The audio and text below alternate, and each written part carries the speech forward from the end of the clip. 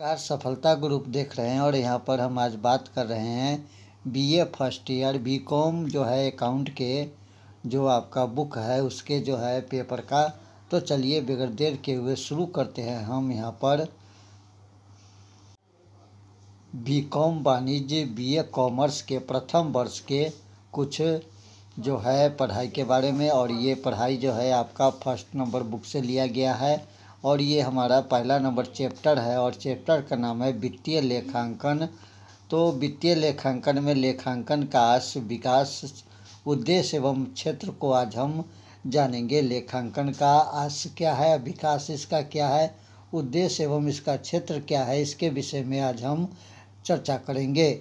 आपको इस अध्याय में सम्मिलित किया गया है अध्ययन के उद्देश्य और इसका परिचय, लेखांकन का आशय एवं परिभाषा, लेखांकन की विशेषता एवं प्रकृति, लेखांकन का विकास, लेखांकन की आवश्यकता एवं उद्देश्य, लेखांकन का लाभ। साथ में हम लेखांकन के दोष पे भी चर्चा करेंगे। लेखांकन चक्र क्या होता है, लेखांकन का क्षेत्र क्या है, लेखांकन की शाखा अथवा प्रकार क्या है, लेखांकन एवं अन्य विषय के साथ क्या संबंध है। इसके बाद हम चर्चा करेंगे लेखांकन के हित में रहने वाले व्यक्ति अथवा लेखांकन सूचनाओं के उपयोगकर्ता, व्यावसायिक शब्द, सारांश, महत्वपूर्ण शब्दावली, स्व परीक्षा प्रश्न और संदर्भ ग्रंथ के बारे में भी चर्चा करेंगे।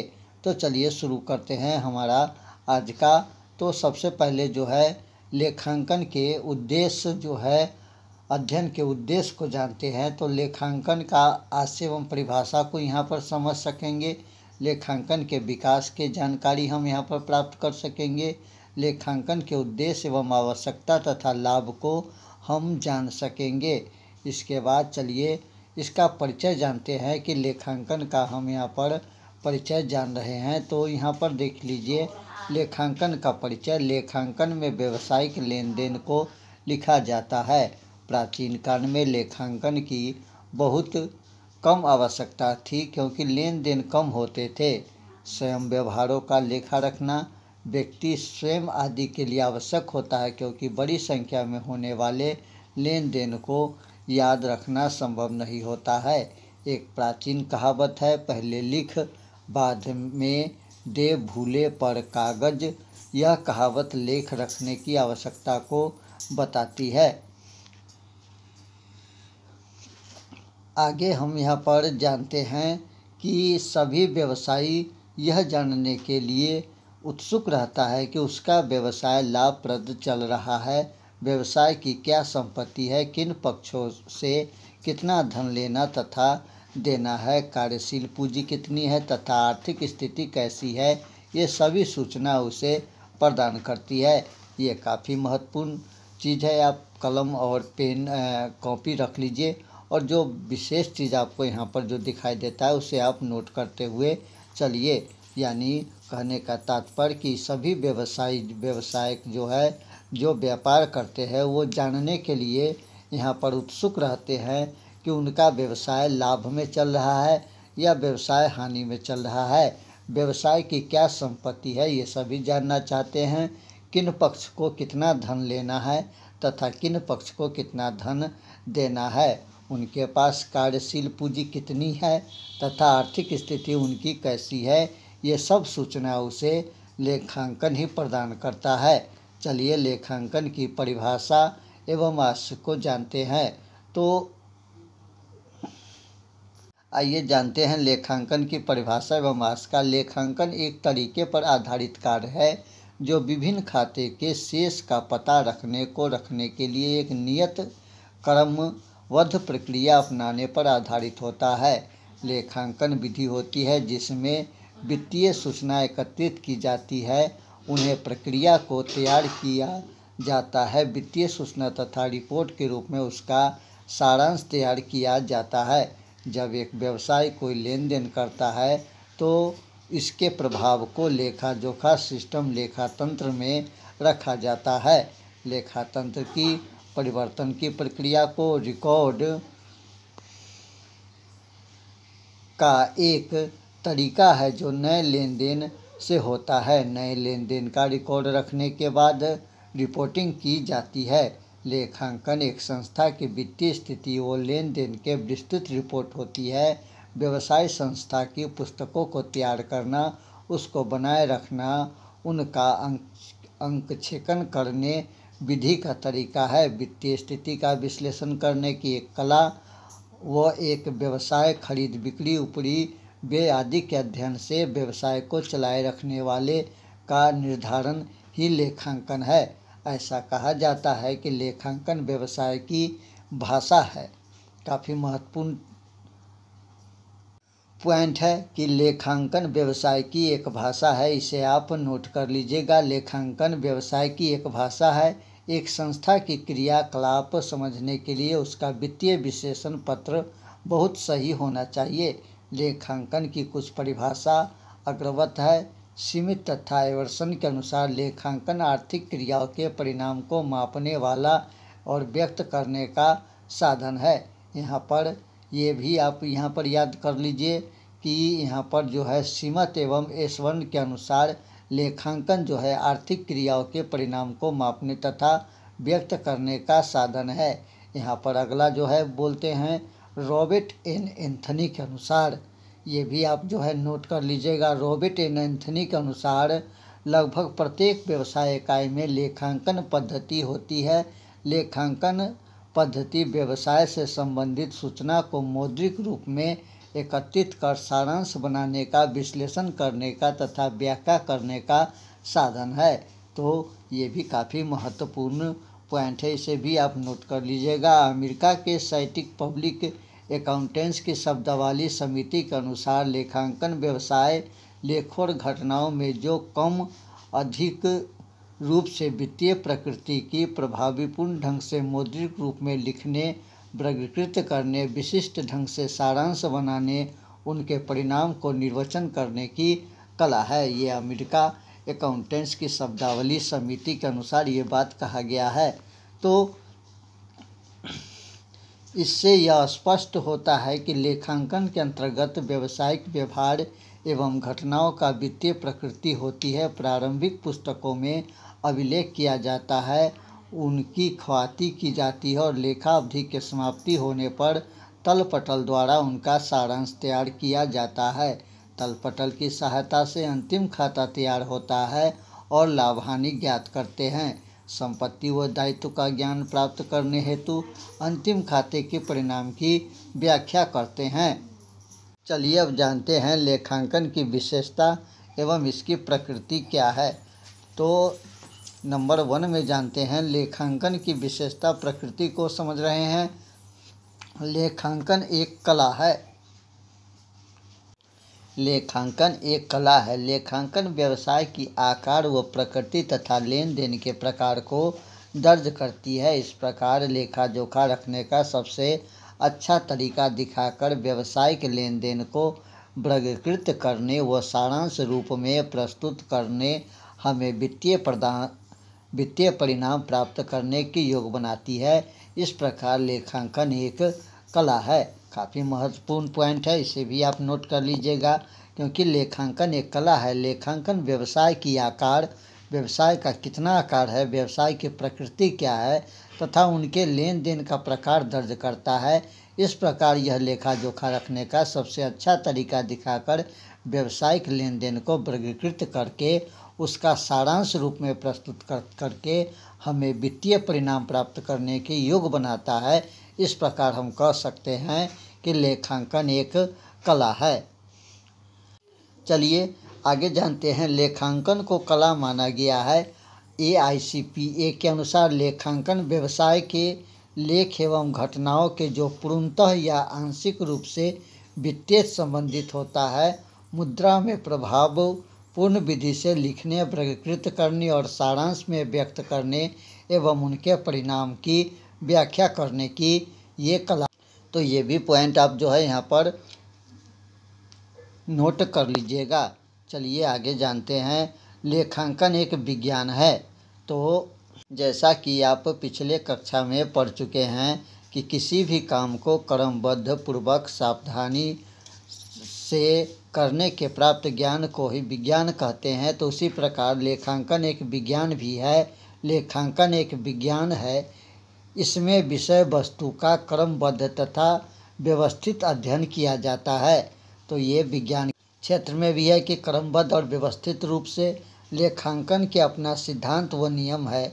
लेखांकन के सिद्धांत प्रकृति विज्ञान के नियम के समान दृष्ट एवं श्रममान भले न हो, परंतु समांतर स्वीकृति अवश्य है। लेखांकन के सिद्धांत तर्क पर आधारित है। चलिए नंबर 3 में जानते हैं। नंबर 3 आपको कहता है यह लेखा जोखा रखने की एक कला है। लेखांकन क्या है? एक लेखा जोखा रखने की कला है। लेखांकन व्यवसाय के सौदे को लेखांकन की पुस्तक में उनके होने के तुरंत बाद व्यावसायिक तरीके से लेखाबद्ध करने की एक कला है। यह वर्गीकृत करने की कला है। नंबर 4 में एक एक समान प्रकृतिक वाले सौदे के या खतौनियों के समृद्ध करने का समूहबद्ध करने का तरीका है। समान सौदे जो एक दिए गए समय के लिए एक खाते के संबंधित होते हैं उन्हें एक साथ रखा जाता है। आगे जानते हैं। आगे जो है 5 नंबर में 5 नंबर कहता है व्यवसाय के सौदे के सारांश का प्रस्तुतिकरण। यह व्यवसाय की गतिविधियों को जैसे खाबही में वर्गीकृत होता है। प्रबंधन और अन्य रुचि लेने वाले पार्टियों के लिए समझने योग्य वो उपयोग बनाने की ये कला है। नंबर 6 में जानते हैं यह वित्तीय प्रकृति वाले घटक को लोबबद्ध करती है। घटना सौदे जो वित्तीय प्रकृति की होती है उन्हें धन के रूप में लेखबद्ध किया जाता है। यदि किसी सौदे में कोई वित्तीय प्रकृति न होती है तो उसे धन के रूप में नहीं लिया जाएगा, वो इसके लेखाबद्ध भी नहीं किया जाएगा।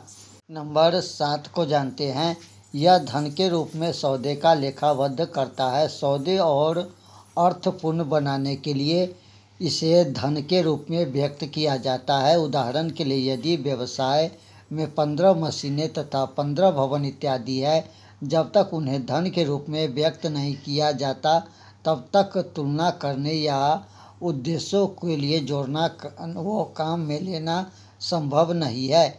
8 नंबर में उस परिणाम की व्याख्या करना। लेखांकन घटनाओं को लेखाबद्ध करके वर्गीकृत करके तथा संक्षिप्त करके डाटा सूचना तैयार करता है और फिर व्याख्या करने के लिए सूचना का उपयोग करता है। इस प्रकार उपलब्ध कराए गए सूचना मैनेजमेंट के व्यवसाय के प्रदर्शन व भविष्य की योजना के लिए निर्णय लेने में मदद करता है। परिणाम को तभी सभी रुचि रखने वाले पार्टियों तक पहुंचा दिया जाता है, अर्थात परिणाम को सार्वजनिक कर दिया जाता। चलिए नंबर 9 को देखते हैं। लेखांकन एक बौद्धिक विषय है। लेखांकन एक बौद्धिक विषय है क्योंकि इसमें वित्तीय व्यवहारों का विवेचना, विश्लेषण एवं उनकी व्याख्या करके संबंधित व्यक्ति को निर्णय लेने में सहायता मिलती है। और नंबर 10 लेखांकन एक पेशा है। लेखांकन एक पेशा है। पेशा वह कार्य है जिसमें व्यक्ति अपने विशिष्ट ज्ञान चातुर्थ का उपयोग करता है। चलिए अब आगे जानते हैं लेखांकन का विकास का इतिहास के बारे में जानते हैं कि लेखांकन का विकास कैसे हुआ। तो जैसा कि हम जानते हैं कि प्राचीन युग में लेखांकन का उपयोग बहुत कम किया जाता था, लेकिन यहाँ पर जो है काफ़ी पहले से लेखांकन का विकास हो चुका था। लेखांकन का इतिहास धन के इतिहास से संबंधित है। बेबीलोनियन तथा वैदिक सभ्यता में भी वित्तीय लेखा मौजूद था। भारतवर्ष में लेखाक्रम का स्पष्ट वर्णन मनु साहित्य अध्याय 7 के 197 श्लोक से प्रकट होता है। क्रय विक्रय भादन भक्त च सपरिवयनम योग क्षमेक्ष वनी दापयुक्त कारणम। इस श्लोक के यहाँ पर जानते हैं कि इस श्लोक के अनुसार व्यापारिक को अपने बिक्री से जो लागत भाड़ा एवं आवश्यक खर्च को घटाने के पश्चात आई हुई आय पर राजा को कर देना पड़ता था। अतः आय निकालने के लिए विक्रय तथा लागत व्यय का लेखा रखा जाता था। लुई प्लेसिक के पुस्तक का जन्मदाता कहा जाता है। चलिए ये भी काफ़ी आपको बात है कि यहाँ पर लुकान पेसियोली, जो लुकान पेसियोली थे, को पुस्तपालक का जन्मदाता कहा जाता है। सन 1494 में इनकी पुस्तक ही कॉम्पिट्यूसेट स्क्रिप्ट प्रकाशित हुआ। ये नोट कर लीजिएगा, यही पुस्तपालन के प्रथम पुस्तक है।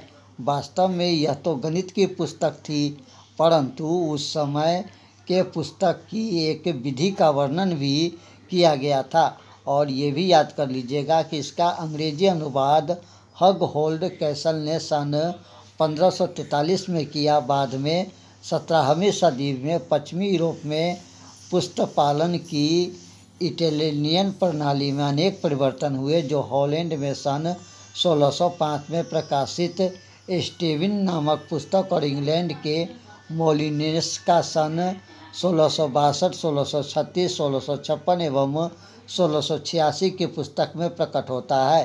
सन 1795 में एवर्ट जोन्स ने पुस्तपालन की अंग्रेजी प्रणाली पर एक पुस्तक लिखी। तो ये काफ़ी इम्पोर्टेंट पॉइंट था, जिसे आप नोट कर लीजिएगा। चलिए आगे जानते हैं। आगे आपको यहाँ पर बताया गया है कि 19वीं शताब्दी के औद्योगिक क्रांति के परिणाम स्वरूप व्यापार, उद्योग तथा वाणिज्य का तीव्र विकास होने के पर्वतीय परिस्थिति की आवश्यकता के पूर्ति की दिशा में प्रयास के कारण लेखाक्रम अथवा लेखांकन की अधिक किया जाने लगा। 19वीं शताब्दी में लेन देन के लिखने संबंधित क्रियाओं स्पष्ट रूप से पुस्तपालन तथा लेखाक्रम में बट गया। इससे निश्चित एवं सर्वमान्य सिद्धांतों का चयन हुआ। लेखाक्रम पुस्तपालन की तुलना में उच्च स्तरीय है। पुस्तपालन लिखने की क्रिया यंत्रवत एवं लिपिका प्रकृति की है, जबकि लेखाक्रम में अधिक क्षमता, कौशल तथा अनुभव की आवश्यकता होती है। तो आगे यहाँ पर जो है कहा गया है, लेखाक्रम में शोध कार्य के उत्पादन क्रियाओं के सीमांत नियंत्रण की आवश्यकता में लागत लेखाक्रम के जन्म दिया।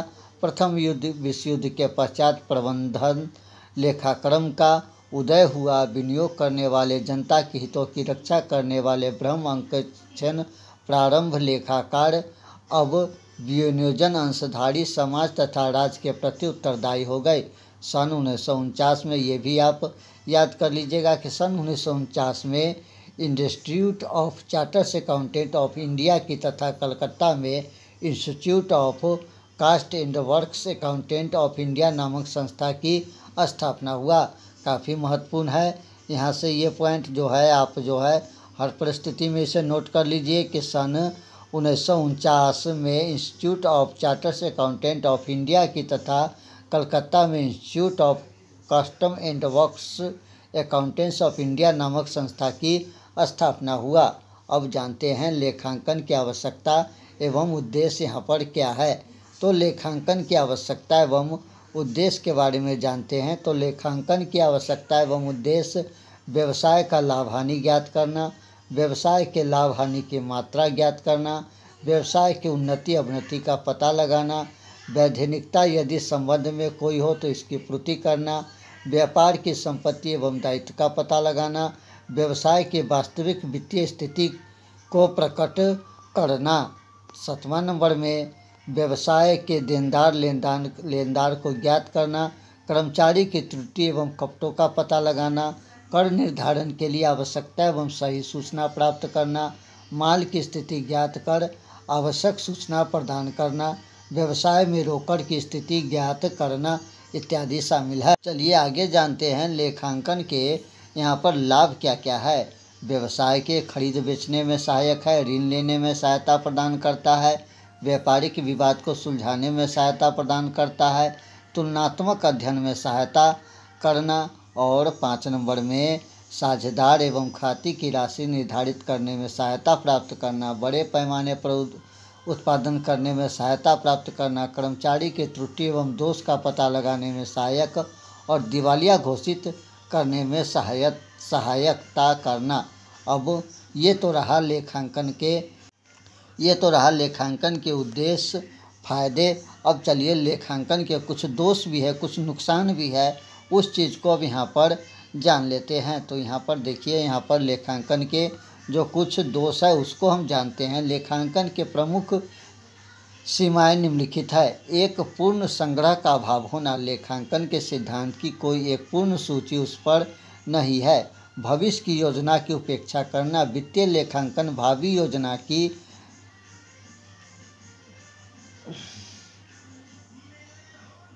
भावी योजना की उपेक्षा करता है। यह भूतकालीन शल्य परीक्षण प्रस्तुत करता है। अगला नंबर 3 में सिर्फ मौद्रिक तत्व का लेखांकन। केवल मौद्रिक घटना तत्व को लेन देन किया जाता है। कोई भी घटना व्यवसाय के लिए कितना ही महत्वपूर्ण क्यों न हो, उसे लेन देन पुस्तक में तब तक संभव नहीं है जब तक उसका मौद्रिक मापन न हो सकता है।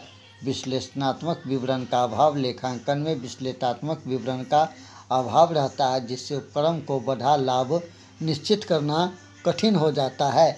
सिद्धांतों पर मस्तिष्क की कमी। लेखांकन के सिद्धांत से बहुतों पर सभी लेखपाल एक नहीं होते हैं। अगला, सिद्धांतों के पालन में अंतर।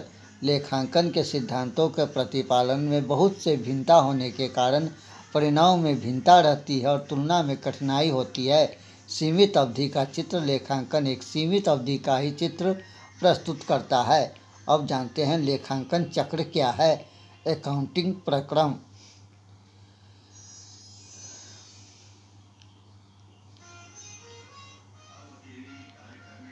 तो लेखांकन के प्रत्येक खतौनी व्यापारिक सौदे पर आधारित होता है, जिसे प्रायः सभी को जनमत संग्रह एक करता है। एक जर्नल का स्थान होता है जहां व्यापारिक सौदे दर्ज किया जाता है। आदर्श जर्नल जिनमें क्रम के प्रतिदिन सौदे रिकॉर्ड होता है। विक्रय तथा नकद प्राप्ति जर्नल व भुगतान जर्नल। एक समान जर्नल लेखांकन की अवधि के अंत में विशेष खतौनियों को लेखाबद्ध करने की काम ली जाती है। एक जर्नल सौदे को उसी रूप में दर्ज करता है जैसा कि वो होता है। खाता बही समूह के सौदे को उस प्रकार के अनुसार लेखाबद्ध करता है जो उनके द्वारा प्रभावित किए जाने वाले खाते पर आधारित होता है। एक सामान्य खाता बही का सभी बैलेंस शीट अथवा तथा आय व्यय खाते का एक संग्रह होता है। लेखांकन अवधि के अंत में जर्नल के सभी खतौनी का संक्षेपण किया जाता है तथा सामान्य खाता बही के खाते में स्थानांतरित किया जाता है। यह प्रक्रम पौष्टिक कहलाता है। तो अभी तक हमने यहाँ पर पढ़ लिया कि लेखांकन के व्यवसाय के खरीद बिक्री में बेचने में सहायक होता है। लेखांकन का लाभ ऋण लेने में सहायता प्रदान करता है। व्यापारी के विवाद सुलझाने में सहायता प्राप्त करता है। तुलनात्मक अध्ययन में सहायता प्राप्त करता है और साझेदारी एवं खाते की राशि को निर्धारित करने में सहायता प्रदान करता है। बड़े पैमाने पर उत्पादन प्राप्त करने में सहायता प्राप्त करता है। कर्मचारी के त्रुटि एवं दोष लगाम लगाने में सहायक है और दिवालिया घोषित करने में सहायक होता है। लेखांकन के कुछ दोष भी है जो यहाँ पर दिखाया गया है, ये भी हमने यहाँ पर पढ़ लिया कि लेखांकन के प्रमुख सीमा निम्नलिखित है। एक, पूर्ण संग्रह का अभाव होकर लेखांकन के सिद्धांत को कोई एक पूर्ण सूची न है। भविष्य की योजना की उपेक्षा करना। वित्तीय लेखांकन भावी योजना की करता है। यह भूतकालीन शल्य परीक्षण के प्रस्तुत करता है। सिर्फ मौद्रिक तथा लेखांकन केवल मौद्रिक घटना तथा तत्वों को किया जाता है। कोई भी घटना व्यवसाय के लिए कितना ही महत्वपूर्ण क्यों न हो, उसे पुस्तक में तब तक संभव नहीं है जब तक उसका मौद्रिक मापन न हो सकता है। इसके बाद विश्लेषणात्मक विवरण के अभाव। लेखांकन में विश्लेषणात्मक विवरण का अभाव है, जिससे उपक्रम का बढ़ा लाभ निश्चित करना कठिन है। सिद्धांत एवं मेथड की कमी। लेखांकन के सिद्धांत में बहुतों पर सभी लेखापाल नहीं होता है। सिद्धांत के पालन में अंतर। लेखाचित्र के सिद्धांत के प्रतिपालक में बहुत से भिन्नता होने के कारण परिणाम भी भिन्न रहता है और तुलना में कठिन होता है। सीमित अवधि का चित्र। लेखांकन एक सीमित अवधि का चित्र प्रस्तुत करता है। तो चलिए आगे जानते हैं कि लेखांकन चक्र क्या होता है। तो लेखांकन चक्र जो है अकाउंटिंग प्रक्रम है। लेखांकन के प्रत्येक खतौनी व्यापारिक सौदे पर आधारित है, जिसका प्रमाण प्रायः सफल होता है। एक जर्नल वह स्थान है जहां व्यापारिक सौदे पर दर्ज किया जाता है। आदर्श जर्नल जिसमें क्रय प्रतिदिन सौदे रिकॉर्ड होते हैं और विक्रय तथा नकद प्राप्ति जर्नल व नकद भुगतान जर्नल। एक सामान्य जर्नल लेखांकन अवधि के अंत में विशेष खतौनी को लेखाबद्ध करने का काम में ली जाता है। एक जनरल सौदे में उसी रूप से दर्ज करता है जैसे वो होता है। खाता वही समूह सौदे को उसके प्रकार लेखाबद्ध करता है और उसके द्वारा प्रभावित किए जाने वाले खाते पर आधारित होता है। एक सामान्य खाता वही सभी बैलेंस शीट आय व्यय खाते का एक संग्रह होता है। लेखांकन अवधि के अंत में जनरल की सभी खतौनी का संक्षेपण किया जाता है तथा सामान्य खाता वही खाता में स्थानांतरित किया जाता है। यह प्रक्रम पोस्टिंग कहलाता है। अब आगे पढ़ना शुरू करते हैं। आपके जनरल लेजर सभी खाते शेष जोड़ने लेखांकन अवधि के अंत में एक तलपटर तैयार किया जाता है। डेबिट शेष योग क्रेडिट शेष योग के समान होना चाहिए तो आपके त्रुटि ढूंढनी चाहिए। यदि कुल डेबिट कुल क्रेडिट के बराबर नहीं हो, अंत में तलपटल से सूचना के आधार पर वित्तीय विवरण पत्र तैयार किए जाते हैं। लेखांकन अभिलेख महत्वपूर्ण होता है क्योंकि परिणाम वित्तीय विवरण पत्र रिपोर्टिंग योजना बनाने के निर्णय लेने के मदद करता है। उनकी उपयोग किसी तृतीय पक्षकार बैंक निवेश या लेनदार द्वारा किया जा सकता है। सरकारी एजेंसी जैसे आयकर विभाग को सूचना उपलब्ध कराने के लिए उनकी आवश्यकता होती है। लेखांकन के प्रत्येक खतौनी पर व्यावसायिक सौदे पर आधारित है जो प्रायः व्यापार को किसी दस्तावेज चेक और विक्रय बीजक द्वारा प्रमाणित होता है। लेखांकन के क्षेत्र को जानते हैं। लेखांकन का क्षेत्र संस्था के लाभ ज्ञात करने हेतु निम्नलिखित कार्य व्यवसाय लेखांकन करने होते हैं। पुस्तकालन कार्य, इसके अंतर्गत जनरल प्रविष्टि एवं खाते की खतौनी करनी होती है। वित्तीय विवरण, गणितीय शुद्धता की जांच करने, तलपटल बनाने, व्यापार लाभ हानि खाता लाभ हानि जानने के लिए आर्थिक स्थिति की जानकारी करने हेतु चिट्ठा बनाया जाता है। लागत लेखांकन ज्ञात करके वस्तु की उत्पादन लागत जाना चाहिए। प्रबंधकीय लेखांकन निर्णय लेने हेतु विभिन्न सूचना एवं आंकड़े उपलब्ध कराकर लेखांकन कार्य माना जाता है। सामाजिक लेखांकन समाज को यह सूचना देता है कि संस्था समाज के कल्याण पर कितना व्यय करता है। लेखांकन से यह अपेक्षा की जाती है कि इस प्रकार से कार्य करे जिससे समस्त व्यक्तियों को फायदा मिल सके या सहायता मिल सके। लेखांकन के क्षेत्र में अग्र सूचना अपेक्षित की जाती है। भावी योजना के संबंध में आंकड़े उपलब्ध कराना ताकि सर्वश्रेष्ठ लाभदायक योजना का चयन किया जा सके। लेखांकन द्वारा प्रबंध को ताकि अन्य रुचि रखने वाले व्यक्ति को यह सूचना प्रदान की जाने की लाभ कितने भाग में मुद्रास्फीति कारण कितना भाग व्यापारिक क्रियाओं के कारण है। पूंजी संरचना के निर्धारण हेतु समस्त अंश पूंजी, पूर्वाधिकार अंश पूंजी एवं ऋण पत्रों की पूंजी लागत ज्ञात करने का निर्णय लिया जाता है कि व्यवसाय में पूंजी एवं ऋण का क्या अनुपात है। सूचनाओं के संस्था चालू संपत्ति एवं चालू दायित्व निर्धारण करके कार्यशील पूंजी का अनुमान लगाया जा सकता है। सूचना के आधार पर सामग्री नियंत्रित किया जा सकता है। लेखांकन सूचना रोकड़ मासिक, तिमाही, वार्षिक एवं पूर्वानुमान लगाकर इसकी समय पर व्यवस्था की जा सकती तथा अधिक समुचित उपयोग किया जा सकता है। लेखांकन की शाखा अथवा प्रकार, तो अब तक कई प्रकार के लेखांकन पद्धति विकसित हुई है। इन लेखांकन के प्रकार या लेखांकन की शाखा कहा जाता है। यह अग्रवत है। तो यहाँ पर जानते हैं, यहाँ पर जो है वित्तीय लेखांकन, लागत लेखांकन, प्रबंधकीय लेखांकन, कर लेखांकन, सामाजिक लेखांकन, सरकारी राजकीय लेखांकन, मुद्रा प्रसार लेखांकन और मानव संसाधन लेखांकन महत्वपूर्ण है। उपयुक्त लेखांकन का संक्षिप्त परिचय अग्रवत है। अब इस लेखांकन का जो है संक्षिप्त परिचय हम यहाँ पर जान लेते हैं। तो वित्तीय लेखांकन उसे कहते हैं जिसके अंतर्गत वित्तीय प्रकृति सौदे को लिखा किया जाता है तथा लाभ हानि आय विवरण का चिट्ठा तैयार किया जाता है, जो वर्ष के अंत में लाभ हानि और व्यापार की आर्थिक स्थिति जानने के उद्देश्य की पूर्ति के लिए वित्तीय लेखांकन होता है। वित्तीय लेखांकन का निम्नलिखित कार्य है।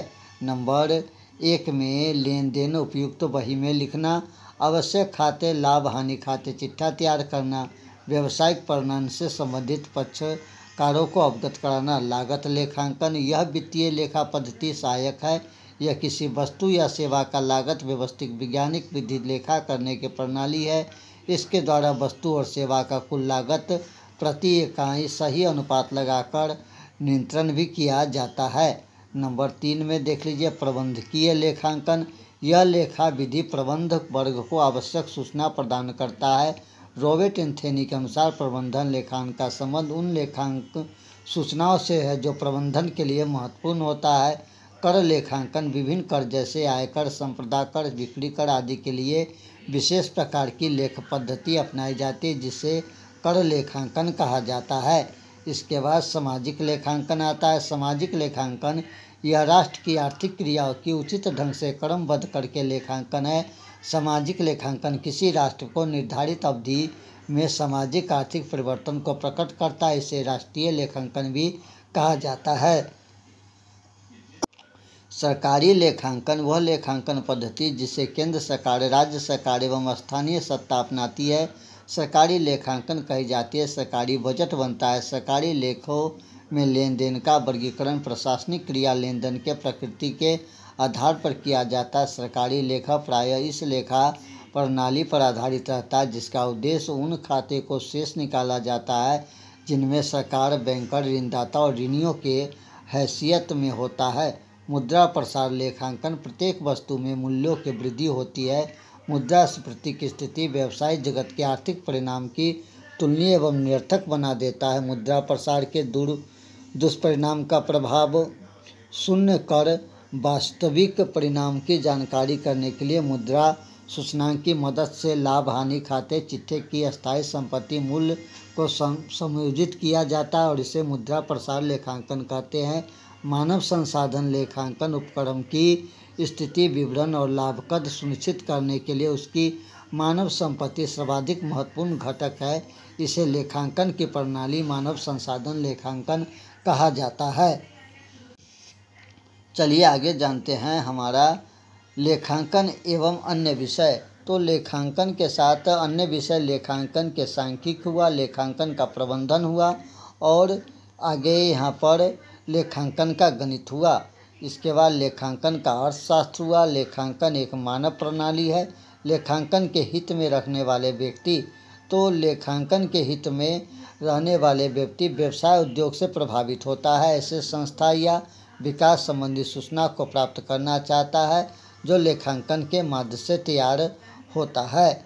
चलिए प्रबंधन इसमें एक महत्वपूर्ण चीज़ है। प्रबंधन वित्तीय सूचना के आधार पर निर्णय लेता है तथा व्यवसाय को नियंत्रित रखते हैं ताकि व्यवसाय के प्रगति या संस्था का लाभ बढ़े। इस हेतु प्रत्येक विभाग के लाभप्रदता, नियोजित पूंजी, प्रत्येक सकल लाभ और सकल राशि तुलना में विभिन्न उद्देश्यों हेतु विभिन्न अनुपात आदि सूचना प्राप्त करता है। कर्मचारी संस्था के लाभप्रदता के बारे में जानकारी करके उन्हें श्रम सहायता कमाए गए लाभ का स्तर जानना चाहते हैं। व्यवसाय के भविष्य पर ही उनके भविष्य आधारित है। कर्मचारी का वेतन, बोनस लेखांकन सूचना पर निर्भर करता है। कर्मचारी की रुचि, उनकी स्थिरता, लाभदायकता एवं संस्था के कर्मचारी को उनके हिस्से के लाभ देने की क्षमता होती है। अगला विनियोजन, नियोजन के सूचना पर आधार पर निर्णय करता है कि विनियोजन किस प्रकार की प्रतिभूति किया जाए। लेनदार उधार माल और सेवा देने वाले साख सुविधा प्रदान करने से पहले व्यवसाय के वित्तीय स्थिति के बारे में जानकारी चाहता है। वित्तीय संस्था, ऋणदाता वित्तीय संस्था की रुचि में निम्नलिखित विषय में होती है। संस्था के ऋण एवं उसके देय ब्याज का भुगतान करने की क्षमता, गिरवी रखे गए संपत्ति का यहाँ पर मूल्य और उपभोक्ता जो है उत्पादक की गुणवत्ता अच्छी होने से ग्राहक की रुचि इस बात में होती है कि उपक्रम चालू रहे तथा वित्तीय स्थिति समृद्ध रहे। उपभोक्ता की रुचि इस बात में भी होती है कि उत्पादन की क्या लागत है तथा विक्रय मूल्य कैसे तय किए जा रहे हैं। सरकार जनता की सुविधा प्राप्त करने हेतु धन कर के माध्यम से व्यापारी से वसूल करती है। सरकार कंपनी से विभिन्न वित्तीय सूचना एकत्रित करके विश्लेषण करते तथा देश हित में अनुकूल निर्णय लेखा सूचना का उपयोग से करता है। अब इस पाठ का सारांश हम जानते हैं। सारांश में कहने का तात्पर्य लेखांकन व्यवसाय के लिए लाभ या हानि ज्ञात करने हेतु आवश्यक होता है। इससे आर्थिक स्थिति की जानकारी प्राप्त होती है। लेखांकन की उत्पत्ति अति प्राचीन है। भारत में महाजनी बही खाता प्रणाली अपनाई जाती थी किंतु वो 1494 में इसका उद्भव हुआ। दोहरा लेखा प्रणाली का उद्भव हुआ। लेखांकन प्रणाली व्यवसाय से संबंधित सूचना को मौद्रिक रूप से एकत्रित करके सारांश लिखने, विश्लेषण करने तथा इसे सूचित करने का एक साधन माना जाता है। तो ये इस पाठ का सारांश हुआ। लेखांकन की यहाँ पर शाखा जो है वित्तीय लेखांकन के लागत लेखांकन, प्रबंधन लेखांकन, साधन लेखांकन, मुद्रा स्थिति लेखांकन एवं सामाजिक लेखांकन इत्यादि है। अब यहाँ पर जो है कुछ प्रश्न है। वित्तीय लेखांकन के अंतर्गत वित्तीय प्रबंध वाले सौदे लिखे लेखा किया जाता है तथा लाभ हानि, आय विवरण तथा चिट्ठा तैयार किया जाता है। वर्ष के अंत में लाभ हानि और व्यापार की आर्थिक स्थिति के उद्देश्य को पूर्ति के लिए वित्तीय लेखांकन होता है। वित्तीय लेखांकन के कार्य लेन देन के उपयुक्त बही में लिखना और आवश्यक खाते एवं लाभ हानि चिट्ठा तैयार करना और व्यावसायिक परिणामों के संबंधित पक्षकार को अवगत कराना। सरकारी लेखांकन यह लेखांकन पद्धति जिसे केंद्र सरकार, राज्य सरकार एवं स्थानीय सत्ता अपनाती है, सरकारी लेखांकन कहा जाता है। सरकार बजट बनाती है। सरकारी लेखों में लेन देन का वर्गीकरण प्रशासनिक कार्य लेन देन के प्रकृति पर आधारित है। सरकारी लेखक एकहरी लेखा प्रणाली पर आधारित रहते हैं जिसका उद्देश्य उन खाते के शेष निकाल कर माना जाता है जिसमें सरकार, बैंक, ऋणदाता और ऋणियों को हैसियत में होती है। अब यहाँ पर महत्वपूर्ण शब्दावली है, तो आइए शब्दावली भी जान लेते हैं। लेखांकन व्यवसायिक संबंधी लेन देन, अभिलेख, सारांश, विश्लेषण को जानना। अभिलेख लेन देन के पुस्तक का लेखन कार्य। निर्वचन वित्तीय विवरण का निष्कर्ष निकालने हेतु गहन विवेचना। स्व परीक्षण के लिए प्रश्न है और ये प्रश्न का जो है आप अगर सही उत्तर दे दिए तो समझ लीजिए कि आपका पढ़ाई सार्थक हुआ और मेरा वीडियो बनाना भी सार्थक हुआ। लेखांकन क्या है, इसके कार्य एवं लाभ की वर्णन कीजिए। लेखांकन शब्द की परिभाषा दें और लेखांकन की प्रकृति एवं उसके वास्तविक अर्थ की व्याख्या कीजिए। ये सभी प्रश्न इम्पोर्टेंट है और इसका उत्तर आप ज़रूर याद कर लीजिएगा। अगला है लेखांकन की परिभाषा दें और इसके जो है उद्देश्य को बताइए। लेखांकन के प्रकार की व्याख्या कीजिए। लेखांकन के लाभ क्या है, इस बारे में भी आप पता कर लीजिए। लघु उत्तरीय प्रश्न जानते हैं। लेखांकन के हित में रहने वाले विभिन्न व्यक्ति का वर्णन करें। लेखांकन से आप क्या समझते हैं। लेखांकन की प्रकृति बताइए। और यहाँ पर बहुविकल्पिक प्रश्न दे रखा है, तो बहुविकल्पिक प्रश्न में यदि किसी वस्तु की उत्पादन लागत को ज्ञात किया जाता है तो उसे किस लेखांकन को अपनाया जाता है। तो सही आंसर यहाँ पर ऑप्शन नंबर अ जो है लागत लेखांकन सही हो जाएगा। चलिए 2 नंबर प्रश्न कहता है एक व्यक्ति किसी खाते की सहायता से लाभ अर्जन क्षमता का अनुमान लगाता है, तो द जो है ऑप्शन हमारा सही हो जाएगा। 3 नंबर प्रश्न है लेखांकन उपयोग नहीं है किसी कारणवश से, इसका जो है कि ऑप्शन नहीं आया, इसके लिए क्षमा प्रार्थी हूँ। 4 नंबर प्रश्न कहता है लेखांकन का कार्य कौन सा है। सर ऑप्शन नंबर द जो है सही हो जाएगा। लेखांकन का भाषा है, तो ऑप्शन नंबर ए जो है हमारा सही हो जाएगा। 6 नंबर प्रश्न यहाँ पर लेखांकन है, तो लेखांकन आपको कला और विज्ञान दोनों है, तो 100 ऑप्शन जो है सही हो जाएगा। 7 नंबर प्रश्न जो है पूछा गया है किस लेखा विधि उद्देश्य प्रबंधन मंडल के समक्ष सूचना रिपोर्टिंग आंकड़े उपस्थित करना होता है, ब ऑप्शन जो है यहाँ पर सही हो जाएगा। और 8 नंबर प्रश्न किस लेखांकन विधि के अनुसार व्यापारिक लेन देन क्रमिक अभिलेख रखा जाता है, तो 8 का जो है सही आंसर ऑप्शन नंबर 100 वित्तीय लेखांकन हो जाएगा। और ये आपका ऑब्जेक्टिव प्रश्न का उत्तर यहाँ पर है, जिसे आप नोट कर लीजिए और याद कर दीजिए। संदर्भ ग्रंथावली में देखते हैं लेखांकन के सिद्धांत C.L. चतुर्वेदी, महावीर प्रकाशन दिल्ली। लेखांकन के मूल सिद्धांत रमेश बुक डिपो जयपुर। वित्तीय लेखांकन S.M. शुक्ला साहित्य भवन आगरा। तो ये था आपको BA पार्ट 1 कॉमर्स के स्टूडेंट के लिए जो हमारा चैप्टर था वित्तीय लेखांकन चैप्टर से कुछ महत्वपूर्ण बातें जो आपके लिए काफ़ी महत्वपूर्ण है। तो दीजिए इजाज़त, मिलते हैं फिर एक अगले वीडियो में। रखिए अपना ध्यान, तब तक नमस्कार, जय हिंद।